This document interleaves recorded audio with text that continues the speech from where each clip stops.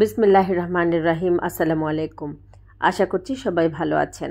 পাঠ করছিলাম আল বিদায়া ওয়ান নিহায়া গ্রন্থটি লিখেছেন আবুল ফিদা হাফিজ ইবনে কাসির আদ দামেস্কি রহমতুল্লাহি আলাইহি। বইটি বাংলায় অনুবাদ করেছেন মাওলানা সৈয়দ মোহাম্মদ এমদাদউদ্দিন, মাওলানা মোহাম্মদ মহিউদ্দিন, মাওলানা বোরহানুদ্দিন এবং মাওলানা মোহাম্মদ আবু তাহের। পাঠ করতে যাচ্ছি 19তম পর্ব, জিন সৃষ্টি ও শয়তানের কাহিনী। আল্লাহ তাআলা বলেন, মানুষকে তিনি সৃষ্টি করেছেন পোড়ামাটির মতো শুকনো মাটি থেকে এবং জিনকে সৃষ্টি করেছেন ধোঁয়াবিহীন অগ্নিশিখা থেকে। সুতরাং তোমরা উভয়ে তোমাদের প্রতিপালকের কোন অনুগ্রহ অস্বীকার করবে?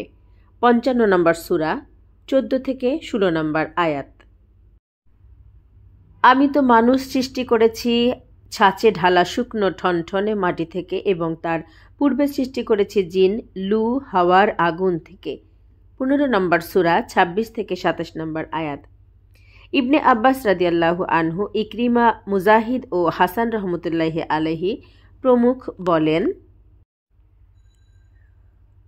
অগ্নি স্ফুলিঙ্গের শীর্ষ প্রান্ত থেকে অন্য এক বর্ণনায় আছে যে তার নির্যাস ও সর্বোত্তম অংশ থেকে আরেকটু আগে আমরা জুহরি, উরওয়া ও আয়েশা রাদিয়াল্লাহু আনহু সূত্রে উল্লেখ করে এসেছি যে আয়েশা রাদিয়াল্লাহু আনহু বলেন, রাসূলুল্লাহ সাল্লাল্লাহু আলাইহি ওয়াসাল্লাম বলেছেন, ফেরেশতাকুলকে নূর থেকে এবং জিন জাতিকে আগুন থেকে সৃষ্টি করা হয়েছে, আর আদম আলাইহিস সালামকে সৃষ্টি করা হয়েছে সে উপাদান দ্বারা যার বিবরণ তোমাদেরকে দেয়া হয়েছে।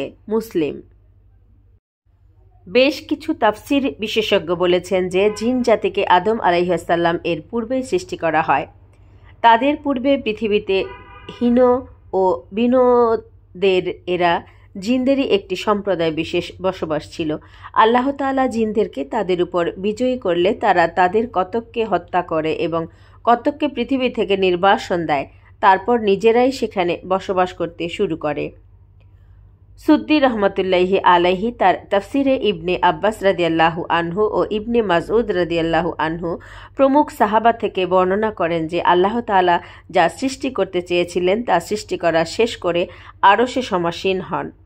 তারপর ইবলিসকে দুনিয়ার ফেরেশতাদের প্রধান নিযুক্ত করেন। ইবলিস ফেরেশতাদেরই একটি গোত্রভুক্ত ছিল। তাদেরকে জিন বলা হতো। তাদেরকে জিন নামে এজন্য অভিহিত করা হতো কারণ তারা হলো জান্নাতের রক্ষী বাহিনী। ইবলিসও তার ফেরেশতাদের সঙ্গে রক্ষণাবেক্ষণের দায়িত্ব পালন করত। এক পর্যায়ে তার মনে এভাবের উদয় হয় যে ফেরেশতাদের উপর আমার শ্রেষ্ঠত্ব আছে বলেই তো আল্লাহ আমাকে এই ক্ষমতা দান করেছেন। জাহাক রহমতুল্লাহি আলাইহি ইবনে আব্বাস রাদিয়াল্লাহু আনহু থেকে বর্ণনা করেন যে জিনরা যখন পৃথিবীতে বিপর্যয় সৃষ্টি করে ও রক্তপাত করে তখন আল্লাহ তাআলা ইবলিসকে তাদের নিকট প্রেরণ করেন। তার সঙ্গে ছিল ফেরেশতাগণের একটি বাহিনী। তারা কতককে হত্যা করে এবং কতককে পৃথিবী থেকে তাড়িয়ে বিভিন্ন দ্বীপে নির্বাসন দেয়। মুহাম্মদ ইবনে ইসহাক রহমতুল্লাহি আলাইহি ইবনে আব্বাস রাদিয়াল্লাহু আনহু থেকে বর্ণনা করেন যে পাপী লিপ্ত হওয়ার পূর্বে ইবলিসের নাম ছিল আজাজিল। সে ছিল পৃথিবীর বাসিন্দা। অধ্যাবসায় ও জ্ঞানের দিক থেকে ফেরেশতাদের মধ্যে সেই ছিল সকলের সেরা। সে যে সম্প্রদায়ের অন্তর্ভুক্ত ছিল তাদেরকে জিন বলা হয়। ইবনে আবু হাতিম রহমতুল্লাহি আলাইহি ইবনে আব্বাস রাদিয়াল্লাহু আনহু সূত্রে বর্ণনা করেন যে ইবলিসের নাম ছিল আজাজিল। 4 ডানা বিশিষ্ট ফেরেশতাগণের মধ্যে সে ছিল সকলের সেরা। হাজ্জাজ ও ইবনে জুরায়েজের সূত্রে বর্ণিত আছে যে ইবনে আব্বাস রাদিয়াল্লাহু আনহু বলেছেন, ইবলিস গোত্রের দিক থেকে আর সব ফেরেশতাদের চেয়ে অধিক মর্যাদা সম্পন্ন ও সম্মানিত ছিল। সে ছিল জান্নাত সমূহের রক্ষণাবেক্ষণকারী। তার হাতে ছিল নিম্ন আসমান ও পৃথিবীর কর্তৃত্ব।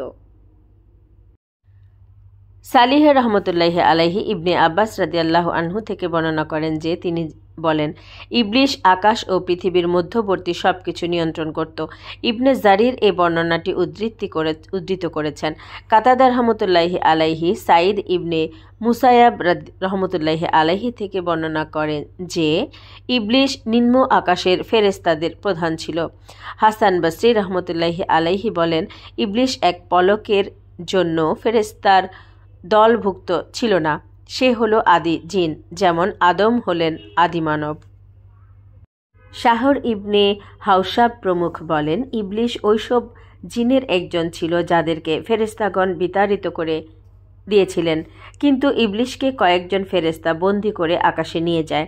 ইবনে জারির রহমতুল্লাহি আলাইহি এ কথাটি বর্ণনা করেছেন।